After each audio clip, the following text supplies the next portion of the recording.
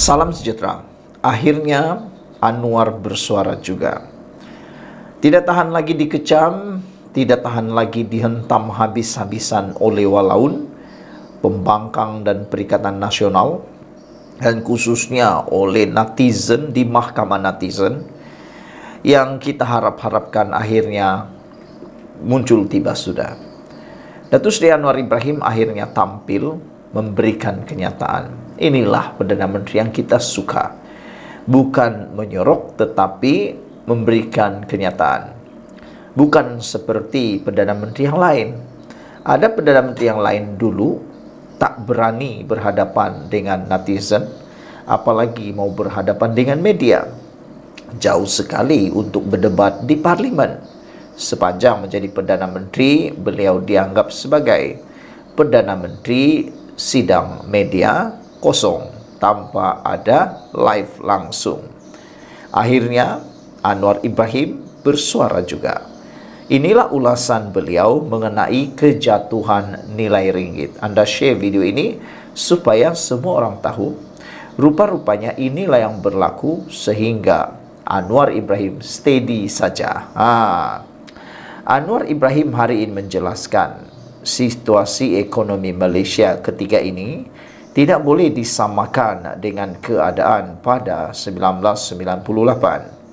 Kerana kedudukan negara ketika ini jauh lebih baik walaupun mata wang tempatan sedang melemah berbanding dolar Amerika Syarikat AS. Perdana Menteri yang juga Menteri Keuangan berkata pada tahun 1998, selain daripada kejatuhan ringgit, kadar inflasi dan pengangguran meningkat dan tiada pelaburan asing masuk dalam negara. Berbeza ketika ini, kata beliau, ia perlu dilihat secara keseluruhan. Malaysia mencatat rekod pelaburan terbesar dalam sejarah. Kadar inflasi terus menurun dan kadar pengangguran turut berkurangan. Malah pertumbuhan ekonomi negara adalah berdaya tahan sama seperti negara jiran, kata Anwar Ibrahim.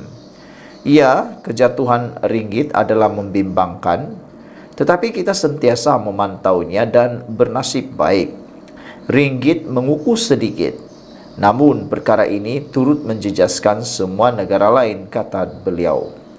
Anwar Ibrahim berkata demikian kepada media selepas merasmikan Menara Exchange 106 di Tun Razak Exchange yang turut dihadiri Menteri Keuangan 2 Datuk Seri Amir Hamzah Azizan di sini hari ini. Sebelum ini Anwar dikritik kerana dikatakan enggan menjawab soalan berkaitan ringgit dan sebaliknya menyerahkannya kepada Gubernur Bank Negara Malaysia untuk menjawab. Mengulas lanjut, Anwar berkata pada tempoh hari, maklum balas beliau adalah Menteri Pelaburan, Perdagangan dan Industri Tengku Datuk Seri Zafrul Abdul Aziz sepatutnya mengeluarkan kenyataan penting mengenai pelaburan dan perdagangan, dan Gubernur Bank Negara Malaysia mengeluarkan kenyataan mengenai ringgit. Dan saya dikritik kerana berkata sedemikian. Ringgit ada kesan dia dan saya tidak mahu mengatakan tidak harus dipantau oleh BNM.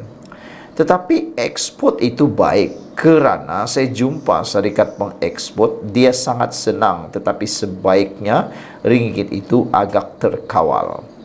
Tetapi mengapa harus ditanya atau dilihat hanya dari segi ringgit dan dibandingkan dengan 1998? Kerana seperti mana yang saya sebut tadi, ringgit jatuh, pelaburan jatuh, inflasi naik, jadi tidak sama, kata Anwar Ibrahim.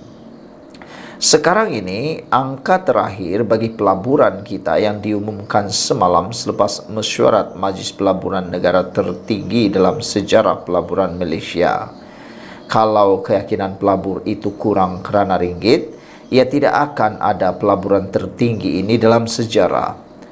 Dan semalam mesyuarat pelaburan, hari ini pelancaran TRX, dan petang ini mesyuarat khas Majlis Tindakan Sara Hidup Negara (NAKHOL), dan kita akan terus pantau hari-hari termasuk kos sara hidup kerana dalam perbincangan apapun kita harus beri tumpuan kepada kesan kepada rakyat, katanya.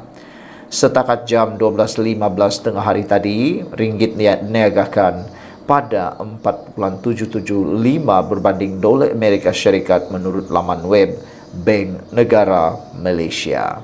Sekian dulu untuk kali ini. Jangan lupa tinggalkan komen anda, tekan butang subscribe. Jumpa lagi. Bye-bye. Salam sejahtera. Terima kasih kerana menonton channel Nazilin Unity. Pemergian Allahyarham Tun Taib Mahmud diratapi oleh seluruh rakyat Malaysia, khususnya negeri Sarawak. Tun Taib Mahmud digelar sebagai bapa pemodenan kepada rakyat Sarawak dan juga dianggap sebagai bapa perpaduan kepada rakyat Sarawak. Beliau berjaya menyatu padukan pelbagai etnik dan bangsa dan agama yang ada di Sarawak. Selain daripada itu, dengan kebolehan, kredibiliti dan juga kesungguhan beliau telah menyebabkan negeri Sarawak memacu kemajuan di mana-mana negeri tersebut. Selain daripada itu, beliau telah pun berjaya menjadi Ketua Menteri selama lebih 3 dekad, selama lebih 30 tahun. Itulah kehebatan sebenarnya Tun Taib Mahmud, dan beliau adalah antara Ketua Menteri yang paling lama pernah ada di Malaysia. Namun, kita dikejutkan dengan satu pendedahan di laman web selayangpandang.net. Dalam pendedahan di selayangpandang.net ini menyenaraikan kononnya ada 44 harta yang dimiliki oleh Taib Mahmud yang ramai tidak tahu.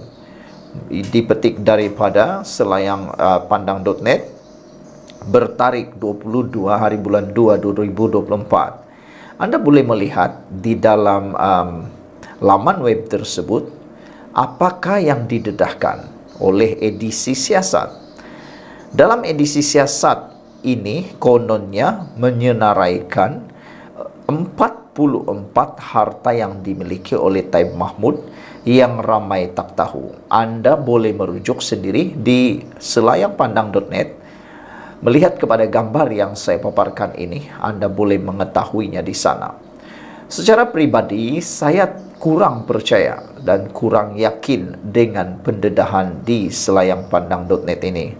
Benarkah apa yang disenaraikan ini? Antara yang mengejutkan kita ialah beberapa tanah yang kononnya dimiliki oleh Taib Mahmud yang ada di Sarawak. Dan keluasannya pula agak mengejutkan kita kerana dalam catatan ini ada yang menulis sehingga satu keluasan yang mencapai lebih daripada 100 hektar. Walau bagaimanapun, seperti yang saya katakan di awal-awal, maklumat ini memang tidak dapat disahkan kesahihannya kerana tiada sumber yang benar-benar dapat mengesahkan perkara ini. Walau bagaimanapun, harta-harta yang ditulis di laman web ini semuanya adalah harta yang berbentuk tanah di pelbagai tempat dan jumlahnya sebanyak 44 kesemuanya. Tak pastilah sejauh mana kebenarannya, tetapi saya yakin bagi anda yang berpengalaman dalam bidang politik, anda mungkin dapat mencari mudah kesahihan tersebut. Anda boleh merujuk di selayangpandang.net senarai 44 harta yang dimiliki Taib Mahmud yang ramai tak tahu, tetapi kita tidak dapat sahkan kebenarannya. Semoga ada orang yang boleh mampu mengesahkan maklumat ini. Kalau ia sah, maka kita beruntung kena mengetahuinya. Sekian dulu untuk kali ini. Jangan lupa tinggalkan komen anda, tekan butang subscribe. Kita jumpa lagi. Bye-bye.